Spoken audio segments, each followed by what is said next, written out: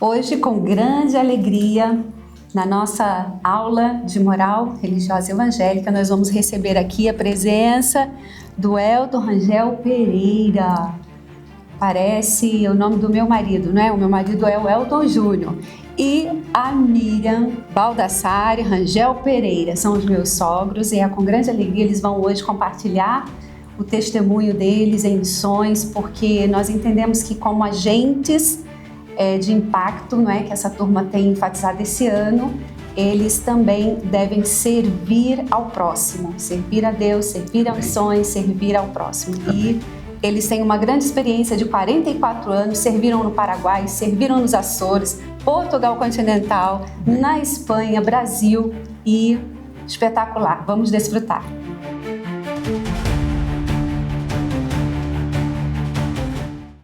Como é ser uma missionária? Depois de todo esse tempo, olhar para trás, porque muitas vezes o missionário, ele abre mão de tanta coisa, vive distante, não é? Dos familiares, do seu próprio país. E valeu a pena?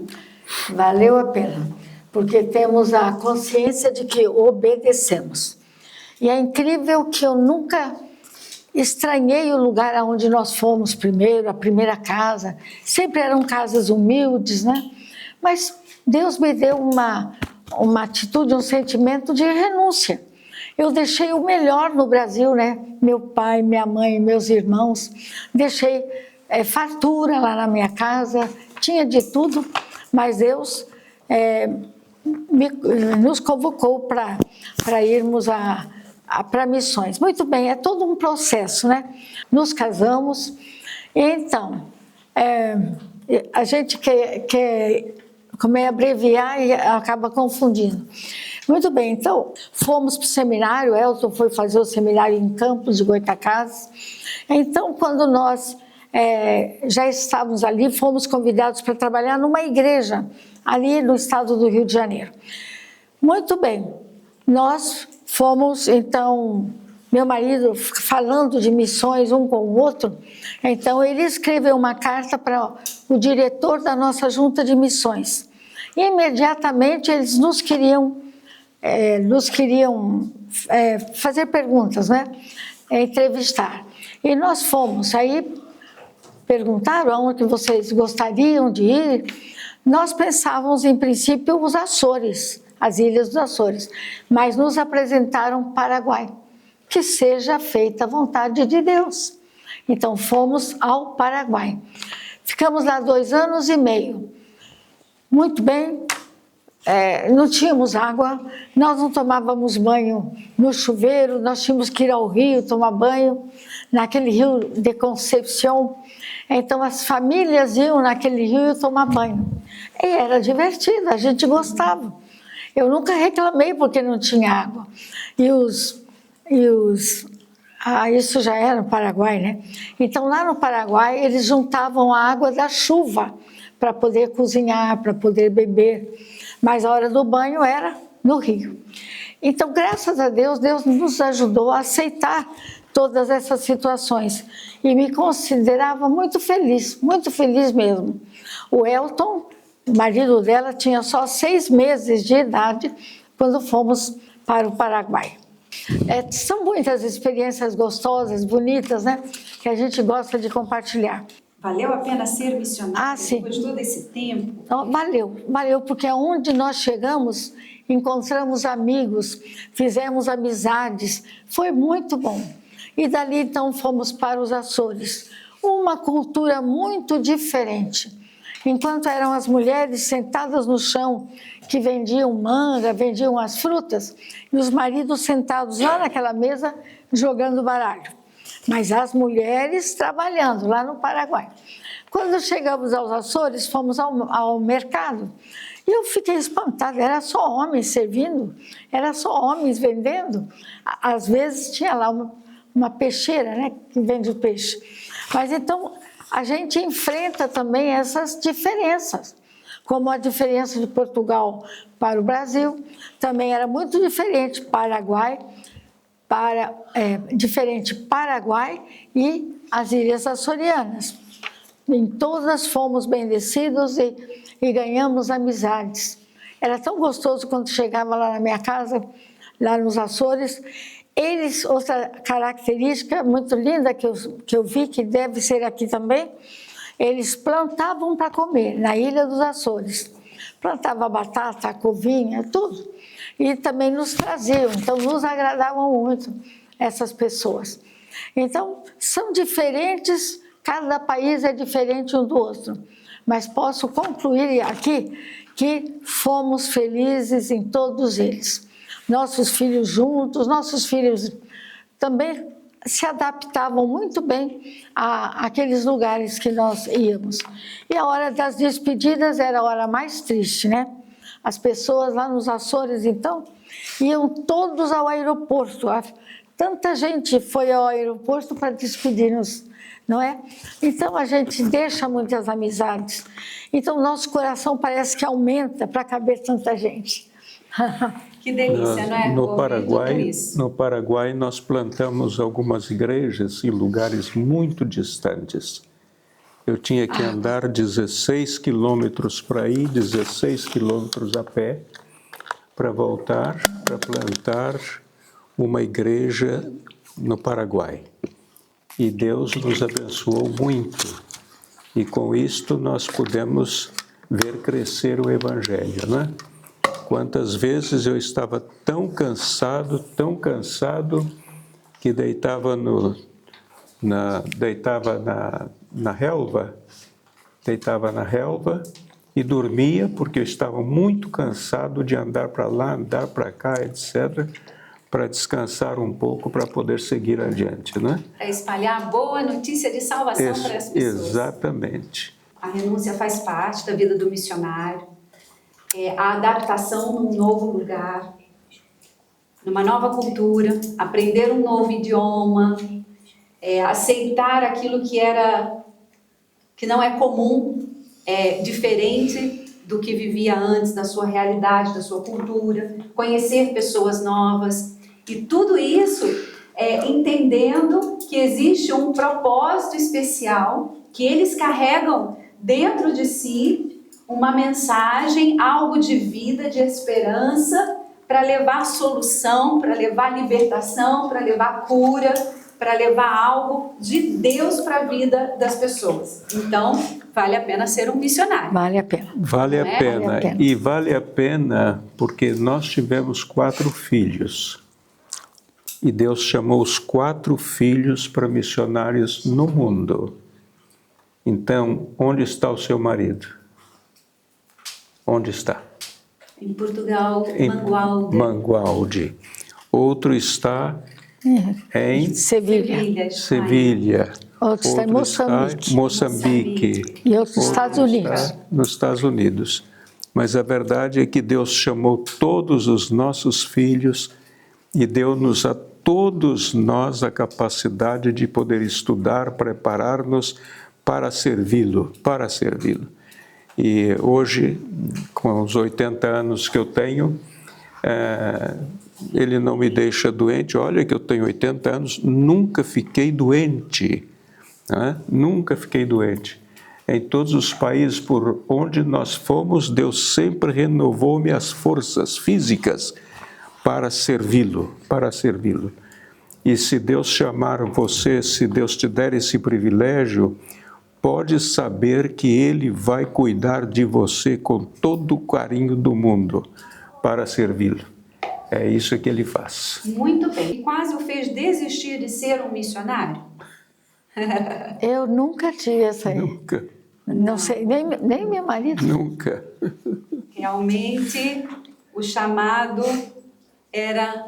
Com convicção. Com convicção. Deixa eu só... A minha luta ao sair de casa para estudar e depois para missões era ver as lágrimas da minha mãe.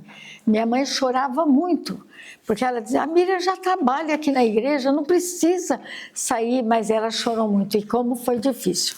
Esse foi o pior momento da minha vida, deixar a minha mãe chorando. Mas depois, quando eu voltei de umas férias, vou resumir, quando eu voltei de umas férias, que eu fui para casa, eu sentei no órgão, toquei um hino, Minha mãe sonhava que as filhas pudessem tocar música na igreja. Era um sonho da minha mãe. Então, eu realizei uma EBF, não sei se vocês sabem, Escola Bíblica de Férias. Juntei mais de 100 crianças ali. Então, foi uma experiência linda. Mas eu não fiz para mostrar para minha mãe, eu fiz porque sentia o desejo de fazer. Aí minha mãe disse, não vou chorar mais. Valeu a pena a Miriam sair para estudar. Pronto.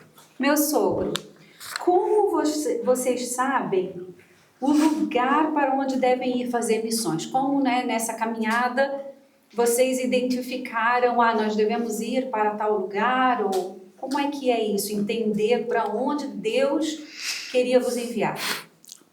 Isso é muito fácil, né? Porque o nosso Pai, Ele tem programado a nossa vida. Nosso Deus, né? Nosso Pai é nosso Deus. O nosso Pai é o Pai Celeste. Ele tem programado sobre a nossa vida.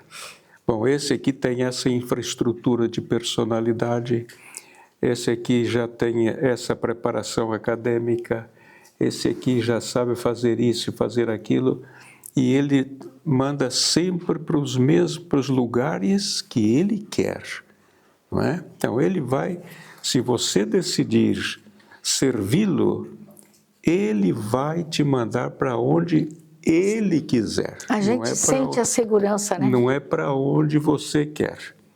Porque é interessante, ele controla tudo na nossa vida.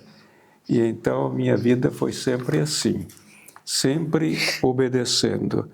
O Senhor me deu privilégios, né? Privilégios de fazer os cursos universitários, de licenciar-me nisso, licenciar-me naquilo, etc., mas para servir ao papai. Só isso. Eu não queria fazer mais nada. O meu negócio era servir ao papai. Eu chamo Deus de papai, porque é o meu pai. É o meu pai. E a gente cria intimidade com ele, né? A gente cria intimidade com ele. Eu não vou falar com o Deus do eterno. Não, eu vou falar com o papai. Não é? Quando, de madrugada, quando me levanto, agora todos os dias, né? Levanto de madrugada, eu digo para o papai, papai, eu preciso só disso, disso, disso. Eu quero que o Senhor me indique o que eu devo fazer em essa circunstância. E é muito bom, porque a sua vida passa a ser dirigida totalmente por Ele. E aí você vai acertar sempre, sempre. Nunca nós somos rejeitados por ninguém, porque fazemos aquilo que o papai quer que a gente faça. Só quero completar o que o pastor falou. Como é que eu sei que eu tenho que vir para Portugal, para a Espanha? Como é que eu sei? Vem algumas propostas, não é? Ou vem um convite de uma igreja, ou a nossa junta de missões nos convidava. Então, nós sentíamos, era um sentimento muito forte, que nós sentíamos que deveríamos ir para aquele ou para aquele lugar. E muitas vezes o meu marido, que era o comandante da casa, né? Então ele dizia, talvez a gente vá para Portugal. O que você acha? Vamos para Portugal? E de repente vinha até um convite de uma igreja para que nós pudéssemos vir. As coisas parecem que coincidem, mas tudo vem de Deus, entende? Então, tanto ele quanto eu sentíamos que deveríamos ir. Não era porque a terra era mais bonita, tinha mais gente bonita, ou tinha mais riqueza, nada disso. Nós sempre fomos para um campo missionário sem antes conhecer. Nós não conhecíamos a cidade nem nada. Quando chegamos nos Açores, por exemplo, que eu olhei pelo avião ali, pela janela do avião, aquela coisa verde, aquelas camadas verdes de plantação, achei aquilo tão lindo. Então, sempre vemos um país lindo. Isso é porque nós sentimos, é muito forte isso que a gente sente, se é para ir para aquele ou para aquele outro país. Muito bem. Eu acredito que todos vocês também, que a vida de um missionário é uma vida de oração.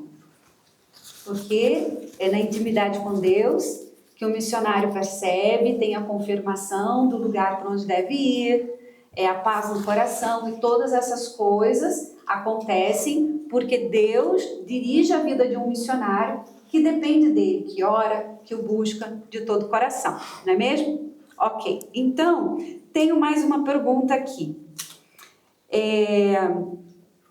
Qual foi o lugar, dentro dessa experiência de 44 anos, mais difícil para pregar o Evangelho, que custou mais a pregação do Evangelho? Teve esse lugar? Sim, sempre tem, né? Mas você quer falar, meu bem? Posso falar. Todos os lugares, Açores e Portugal, era difícil nós nos aproximarmos das pessoas. E muitas vezes, quando começávamos a falar, desistiam de ouvir-nos, né? Porque como alguns sabiam até que nós éramos daquela igreja, então nem se aproximavam da gente. E muitas vezes fugiam da gente. Portugal e Açores foram os lugares mais difíceis, não é? Paraguai foi muito fácil, mas tinha outros problemas, né? Não vamos entrar, não. Mas as mulheres paraguaias eram muito acessíveis. Os homens que eram um caso à parte. E hoje nós estamos no Brasil, somos também missionários lá, não é? E a gente vê que é uma grande diferença. E o meu sogro, qual o louvor preferido? O meu louvor preferido? Eu tenho vários, né? Hino. Tem um que seja preferido? Não sei porquê de Deus o amor. Não sei porquê de Deus o amor a mim. Dá para cantar só esse pedacinho? Quem sabe cantar? Qual que é o nome? Não sei Porque de Deus o amor a mim se revelou, por que razão o Salvador pra si me resgatou. Esse foi o meu Mas hino eu predileto. Não sei porquê o amor de Deus a mim se revelou. E é esse amor Essa que paixão. constrange. É uma paixão. Eu estava fazendo uma caminhadazinha de 15 quilômetros para ir visitar uma casa que me pediu para ir lá, mas eles não tinham meio de transporte. Então, andava 15 quilômetros para lá, 15 quilômetros para cá. E encontramos, quando chegamos naquela casa, eles tinham convidado muitas pessoas, várias pessoas, para estar ali para ouvir-me, para ouvir a minha experiência. E Deus nos abençoou tanto que depois tivemos que plantar lá uma igreja. E está lá até hoje uma igreja no Paraguai. Quer falar, meu bem? Eu só queria fazer um parênteses da conversa dele. Nós não mencionamos aqui a oração, mas cada vez que tínhamos que tomar sempre orávamos, mas quando nós tínhamos que tomar uma decisão para esse ou para aquele país, nós orávamos e pedíamos para Deus falar ao nosso coração. Muito. E Ele falava. Breves palavras, né? Resumir então o seguinte. Tem uma pergunta aqui. Eu gostava que um dos dois pudesse ser bem prático nessa resposta. Eu tenho uma colega que é ateia e se diz ser um garoto. Eu já tentei falar de Deus para ela, mas ela não quis saber. O que eu faço? Parece que essa colega está com um problema de identidade também, não é? E não crê em Deus e também não quer saber quando essa outra tenta falar. Posso dar uma sugestão? Claro. Joelho no chão e boca no pó. Você ser a intercessora para que isso aconteça na vida da pessoa. A oração. Então, seguro que vai conseguir alcançar. Porque quando nós começamos a interceder por uma pessoa objetivamente, o Senhor vai satisfazer o desejo do nosso coração. Gostaria de perguntar, vocês entenderam essa expressão, joelho no chão e boca no pó? Quando a gente está mesmo precisando da bênção de Deus, ou queremos que essa amiga se converta e creia em Deus, é com oração. Como disse o pastor, joelho no chão e boca no pó. Então a pessoa humildemente diante de Deus, reconhecendo o poder de Deus, nós vamos também acreditar e confiar que essa menina se converta e acredite em Deus. Você vai orar intensamente, antes de dormir, quando levantar, uma hora de folga, joelho no chão e boca no pó, oração. Você transforma isso por um estilo de vida, não é?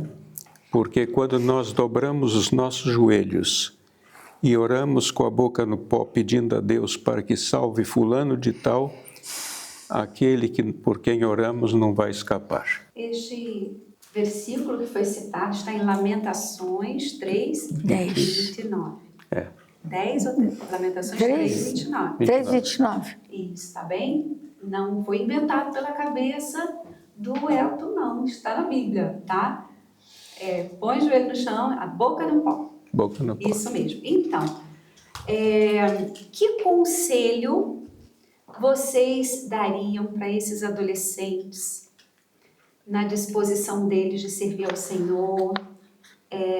Que conselho dariam para, de repente, eles, né, que um deles aqui possa ser um missionário para essa geração? Que conselho vocês dariam?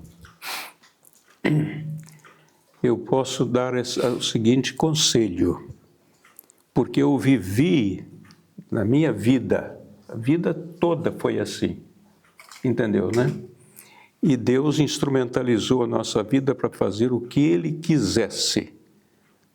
Então, Ele fez de nós aquilo que Ele quis, porque nós dissemos para Ele: Senhor, estou disposto a obedecer-te em qualquer circunstância. Em qualquer circunstância. E Deus abriu as portas para mim, para estudar, fazer cursos universitários, para ser bênçãos cuidando das pessoas, porque como psicanalista você cuida da pessoa na sua simplicidade e você pode ser uma bênção para ajudar essas vidas assim preciosas. Então, se você tem essa disposição, joelho no chão e boca no pó, Deus vai transformar a sua vida num instrumento de bênçãos para muitas pessoas. E Ele vai te indicar o que você vai tendo que ir fazendo, viu? Mas o meu conselho, sugestão.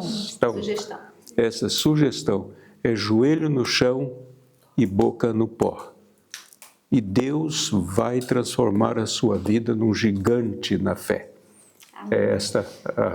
Este é o resultado. Dizer-lhes que vale a pena servir ao Senhor. Vale a pena pagar o preço. Pode ser difícil. Nós podemos até ser perseguidos e buscados para sofrer qualquer coisa, né? Mas o nosso Pai cuida de nós com muito carinho, muito carinho. Deus sempre nos protegeu. Então, pode fazer isso à vontade, porque se Deus te puser lá no meio do mato, e quando você deitar lá no meio do mato, o anjo do Senhor está com você. Exatamente. O anjo do Senhor desce para dormir com você. É assim mesmo, literalmente é assim. É assim. Isto é o poder de Deus e o cuidado, porque Deus nos ama com loucura. Ele nos ama com loucura. Por isto, Ele vai atender às suas necessidades em todas as circunstâncias da vida, não? Amém. Só uma palavrinha. Vocês, se querem saber como Deus vai chamar, é só vocês orarem, estou disponível. Eu oro, Senhor, estou nas tuas mãos. Faça de mim o que o Senhor quiser. Então, é um coração que tem que estar disponível, aberto, para ouvir a voz de Deus. ou através do pastor, através da professora, que seja usado, que Deus use alguém para ajudar vocês, tá bom? E eu digo para vocês que, se não fosse tão bom obedecer a Deus, os meus filhos não seriam pastores. Eles descobriram, eles não são bobos não, são inteligentes, meus filhos. Todos eles são formados, etc., têm seus cursos universitários, mas todos eles confiam integralmente no Senhor, com exceção dessa. Confia um pouco mais, né? Sem ele, não dá para avançar, não. Vamos ficar de pé para nós orar? Então, se tu estás a entregar a tua vida e o teu coração, pode colocar a mão para frente ou no teu coração, enquanto eles vão orar. Força, tá bem? Pai Celestial, nosso Deus amoroso, nosso Deus fiel, nosso Deus que nos ama. Muito obrigada, Jesus. Muito obrigada, Deus, por sermos chamados teus filhos. Muito obrigado por Jesus, que veio a esta terra, sofreu, aceitou sofrer por amor a todos nós.